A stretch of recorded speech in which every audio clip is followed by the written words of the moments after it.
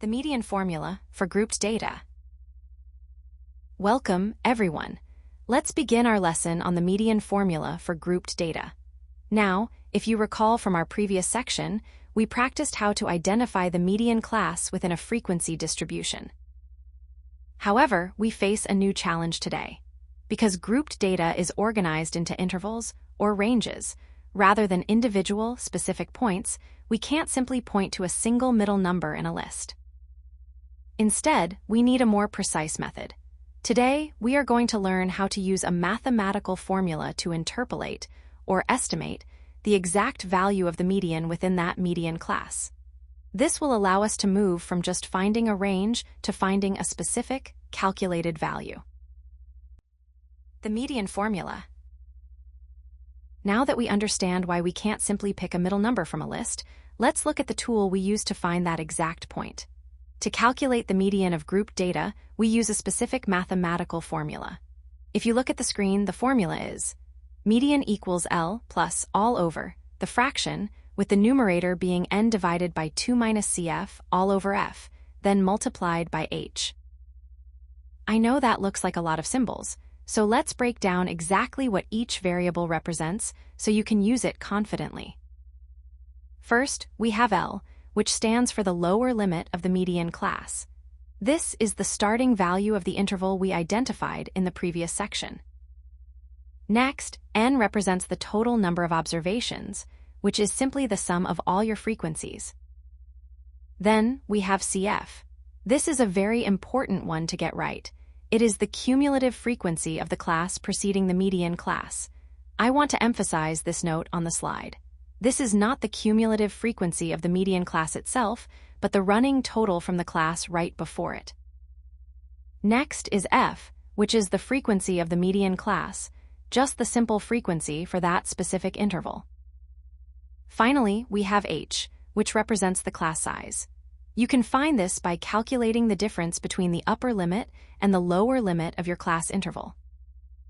Once you have these 5 pieces of information, you'll be ready to follow the step-by-step process I'm about to show you in the next slide. Step-by-step calculation process. Now that we have seen the formula itself on the previous slide, you might be wondering, how do I actually use all these variables in a real problem? Well, don't worry. Calculating the median can be broken down into these 5 manageable steps.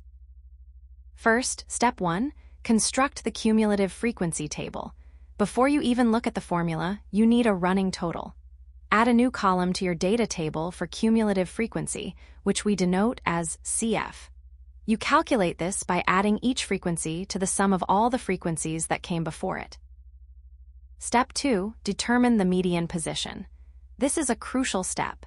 You need to calculate n divided by 2. This value, n over 2, is very important because it tells you exactly which position the middle observation holds in your data set. Step 3, identify the median class. Now, look back at that cumulative frequency column you just created. You are searching for the first class where the cumulative frequency is greater than or equal to your n over 2 value. That specific interval is what we call your median class. Step 4, extract the values. Once you've found that median class, it's time to gather your ingredients. From your table, identify the lower limit, which is L, the frequency of that class, which is F, and the class size, which is H. Also, don't forget to grab the cumulative frequency of the class immediately preceding the median class. This is the CF we'll need for the formula. Finally, step 5, apply the formula. Now, all that's left is to substitute these values into the formula we saw on the previous slide and solve the arithmetic. In the next slide, we are going to walk through a real-world example together, applying these exact steps to see how it all works in practice. Real-world example. Now that we have reviewed the formula and the steps required, let's put everything into practice with a real-world example. Imagine a school health clinic has recorded the weights of 50 students. This data is organized into specific weight intervals, and our goal is to calculate the exact median weight of this group. Take a look at the data table on the screen. We have our weight intervals in kilograms, the frequency for each interval, and the cumulative frequency column, which we calculated by adding the frequencies as we go down the list. Let's walk through the solution step by step, just as we discussed in the previous slide. Step 1, we need to find our total number of observations, which we call n, and then find the middle position by calculating n divided by 2. Looking at our table, the total number of students, n, is 50. So, 50 divided by 2 gives us 25. This tells us that the median is the value at the 25th position. Step 2, now we must identify the median class. To do this, we scan the cumulative frequency column for the first value that is greater than or equal to 25. If we look at the second class, the cumulative frequency is only 20, which is too small. However, the third class has a cumulative frequency of 35, which is greater than 25. Therefore, our median class is the interval from 50 to 55 kilograms. Step 3, now we extract the specific variables needed for our formula. From our identified median class, the lower limit, represented by L, is 50. Our value for n divided by 2 is 25. Next, we need the cumulative frequency of the class immediately preceding our median class, which is 20. The frequency of our median class itself, F, is 15. Finally, we calculate the class size, H, by subtracting the lower limit from the upper limit, which is 55 minus 50, giving us a class size of 5. Step 4, the final step is to substitute these values into the formula we learned earlier. We start with 50, then add the quantity of 25 minus 20, all over 15, multiplied by 5. When we simplify the numerator, 25 minus 20 leaves us with 5. So, we have 50 plus the quantity of 5 divided by 15, multiplied by 5. If we simplify the fraction 5 over 15, it becomes 1/3. Multiplying 1/3 by 5 gives us approximately 1.67.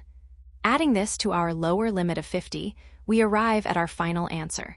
The median weight is 51.67 kilograms. As we move to the next slide, I want you to pay close attention, because I will highlight some common pitfalls where students often make mistakes during this specific calculation process. Common mistakes to avoid. First, the most frequent mistake I see students make is using the wrong cumulative frequency. When you are looking at your median class, do not use the cumulative frequency that belongs to that class. Instead, you must always use the cumulative frequency of the class immediately preceding it. If you use the value from the median class itself, your numerator will be too small, and your final answer will be incorrect. Second, please be careful not to confuse the simple frequency, which we call F, with the cumulative frequency, which we call CF. Just to recap, F is simply the frequency of the median class alone, whereas CF is the running total of all frequencies up to the previous class. Keeping these two distinct is vital for the formula to work.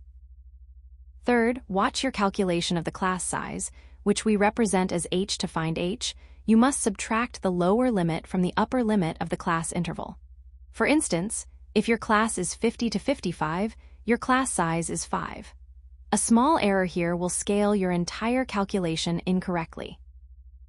Finally, pay close attention to the order of operations. When solving the formula, you must perform the operations inside the parentheses first, that is, subtracting the cumulative frequency from n divided by 2. After that, multiply that result by the class size, H. Only after these steps are complete should you add the result to the lower limit, L. Now, before we wrap up today's lesson, I want to pause and discuss some common pitfalls. Even if you understand the formula we just used in our example, it is very easy to make a small error that changes your entire result. Let's look at what to watch out for. If you follow these steps carefully, you will avoid these common traps and arrive at the correct median every time. Key takeaways. First, it is important to remember that when we deal with grouped data, the median we calculate is an estimated value. Because the data is tucked away in intervals, we can't point to a single exact number from a list, but we can confidently say that this value falls somewhere within our identified median class. Second, remember how we find that class in the first place. We don't just guess. We determine the median class by looking for the position of n divided by 2 within our cumulative frequency distribution. This tells us exactly where the middle of our data set resides. Third, let's look at the power of the formula itself. The formula, which is median equals L plus the quantity n divided by 2 minus CF all over F multiplied by H, is our tool for precision. This formula allows us to interpolate or find that specific, exact point within the interval that perfectly divides our data into 2 equal halves. Finally, a word of caution for your exams. Your final answer is only as good as your setup. The accuracy of your calculation depends entirely on your ability to correctly identify and extract those 5 essential variables: L, N, CF, F, and H. If you misidentify even one, the whole calculation will be off. To wrap up our lesson today, let's review the key takeaways to ensure you have a solid grasp of this topic. Keep practicing these steps, and you'll master this formula in no time. Great job today!